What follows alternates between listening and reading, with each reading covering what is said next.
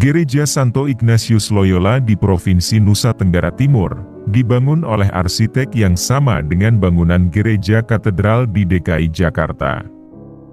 Gereja tersebut telah menjadi salah satu bangunan cagar budaya nasional yang syarat bernilai sejarah. Sebelum lanjut, mohon dukungannya dengan cara subscribe. Terima kasih. Kabupaten Sika merupakan salah satu kabupaten di Pulau Flores, Provinsi Nusa Tenggara Timur, yang memiliki sejumlah bangunan gereja berusia lebih dari 100 tahun. Bangunan rumah ibadah itu masih berdiri kokoh dan tetap menjalankan fungsinya untuk melayani umat Kristiani mengadakan peribadatan hingga hari ini. Pengaruh budaya Eropa dipadukan dengan budaya setempat sangat terlihat jelas pada gaya arsitektur bangunan itu. Gereja itu juga kerap didatangi turis domestik dan mancanegara sebagai objek wisata religius. Salah satu bangunan gereja bersejarah tersebut adalah Gereja Santo Ignatius Loyola. Masyarakat setempat lebih mengenalnya sebagai Gereja Tua Sika, yang terletak di Kampung Sika, sebuah desa eksotis di garis pantai selatan kota Maumere, ibu kota Kabupaten Sika. Gereja Tua Sika dibangun oleh pastor berkebangsaan Portugis, J.F. Engbers de Armanda Ville pada 1893, dibantu oleh Raja Sika yaitu Joseph Embako Ximenes da Silva. Bangunan gereja ini merupakan hasil rancangan Pastor Antonius Dijmans, arsitek yang juga ikut mendesain Gereja Katedral Jakarta. Arsitektur gereja Tua Sika tak hanya mengikuti gaya Renaissance dan Barok yang berkembang di daratan Eropa saat itu, tetapi juga mengadopsi unsur-unsur budaya lokal serta memanfaatkan material bahan bangunan yang ada di Indonesia. Misalnya, menggunakan material kayu jati untuk dijadikan kuda-kuda penahan atap bangunan serta tiang penyangga bangunan cagar budaya nasional itu. Sebanyak 360 kubik kayu jati tersebut didatangkan langsung dari hutan-hutan di Pulau Jawa, menggunakan kapal besar menuju Maumere. Dangkalnya garis pantai desa Sika membuat kapal pengangkut kayu material gereja tak mampu mendekati bibir pantai. Oleh karena itu kayu-kayu jati tadi dilarungkan ke laut dan ditarik beramai-ramai oleh warga setempat menuju garis pantai. Tak hanya kayu jati, ada pula semen dan besi ikut dibawa dari luar Maumere untuk pembangunan gereja berukuran panjang 47 meter dan lebar 12 meter yang dikelilingi oleh perbukitan dan pantai itu. Jika dilihat dari tampak muka, bangunan gereja Tua Sika berbentuk dua susun kerucut. Di atap bangunan muka terdapat menara lonceng abu-abu setinggi 15 meter dengan atap berbentuk kerucut dilengkapi salib di puncaknya.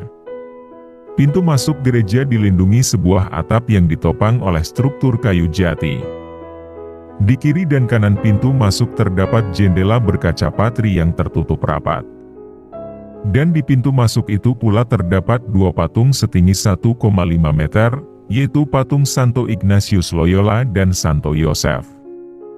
Di bagian dalam gereja terdapat barisan ratusan bangku panjang terbuat dari kayu jati.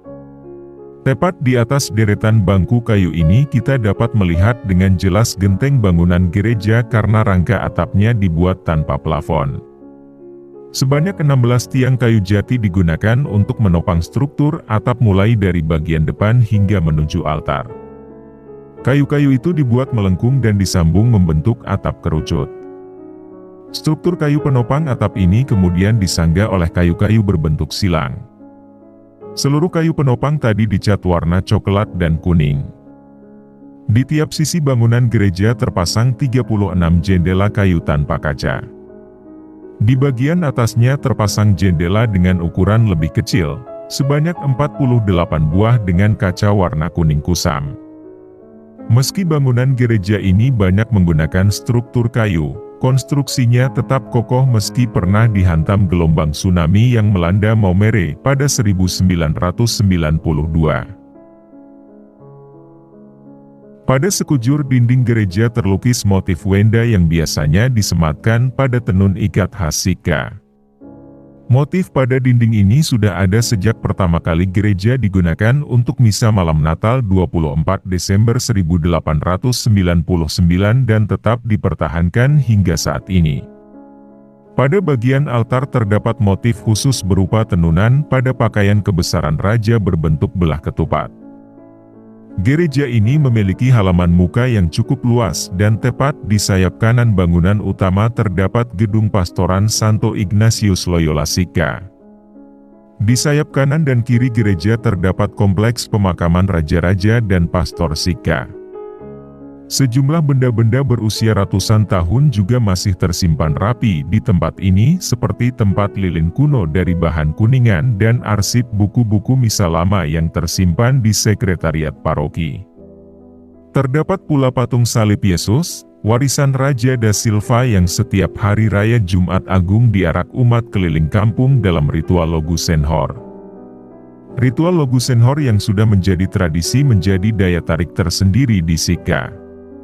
Menurut cerita masyarakat setempat, Raja mempercayai bahwa dengan salib peninggalan Raja Sica tersebut mampu mengusir wabah kematian dan wabah penyakit yang melanda Sica.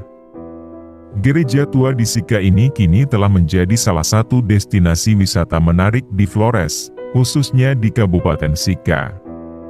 Keberadaan gereja berusia ratusan tahun tersebut perlu terus dilestarikan, mengingat pentingnya nilai sejarah yang terkandung di dalamnya.